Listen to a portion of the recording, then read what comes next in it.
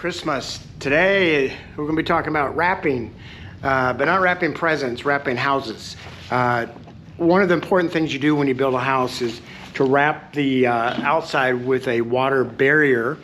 A lot of people, if you look around our neighborhood at least, wrap buildings in Tyvek, which is a brand of woven plastic that is pretty good. And then there's another thing that I see a lot of around here is a system called Zip Systems, which is the actual paneling OSB boards, the exterior surface skin is coated with a waterproof coating, and then the seams are taped.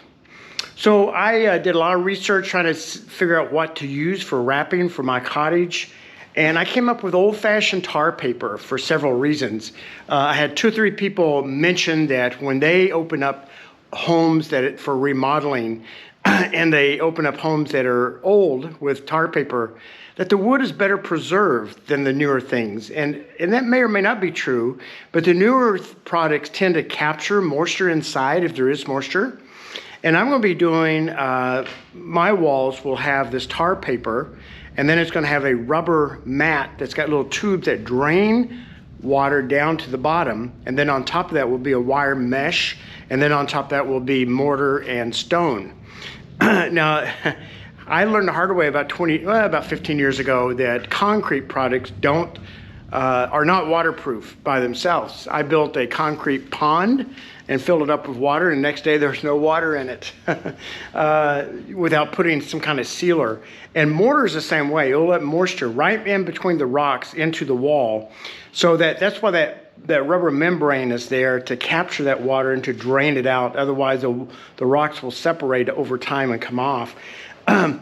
So anyway, today you're going to watch some video of me putting tar paper on. I'll mention, I'm getting ahead of myself, but I'll mention how hard it is to do by yourself because when you got long pieces of tar paper and you're trying to staple it up, it can be a challenge.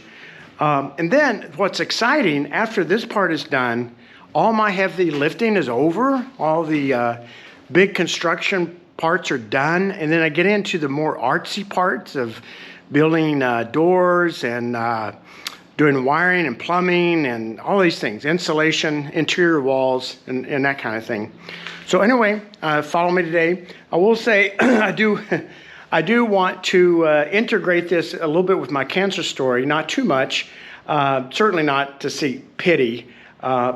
One of the reasons I'm building a cottage is to get my mind distracted, give me things to do, so I don't wallow in self-pity.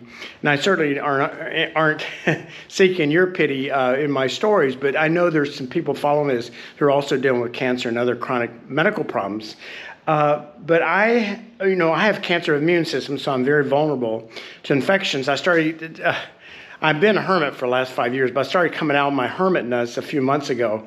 And in the last few weeks, I went to 2 concerts, to a play in Seattle, and to a movie at the Pacific Science Center.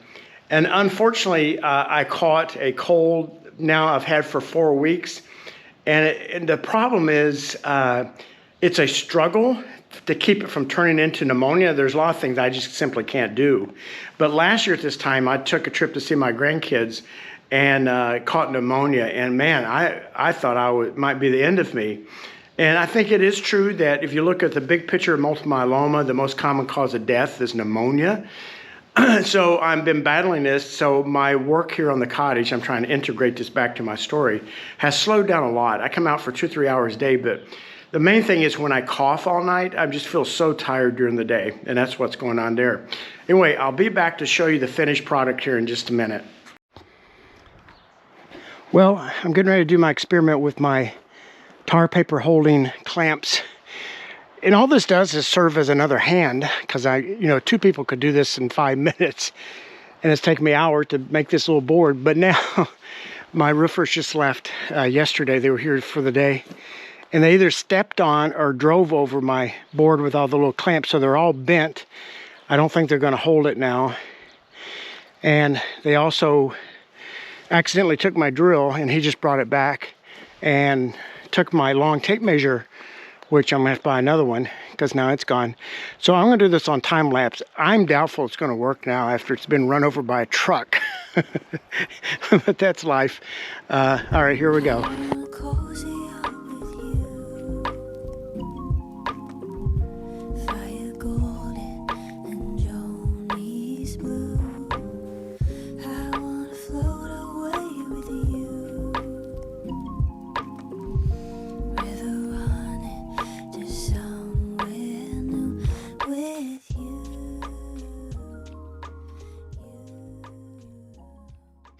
So, simple things become so complicated when you work alone.